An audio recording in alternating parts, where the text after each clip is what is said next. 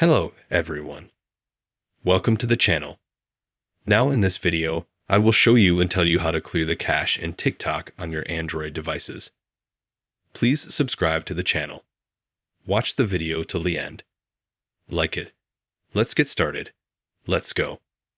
In order to clear the cache in the TikTok app on our devices, this method works on absolutely any gadget.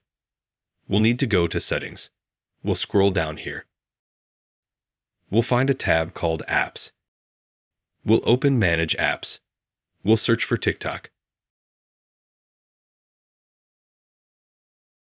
And we find this app.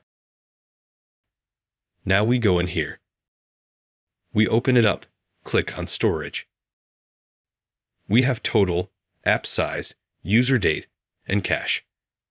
To clear the cache, click on Clear Date, Clear Cache, and OK. Now, as you can see, we have cleared the cache in our TikTok app. Now it will not crash and will work. We just managed to clear the cache on absolutely any device.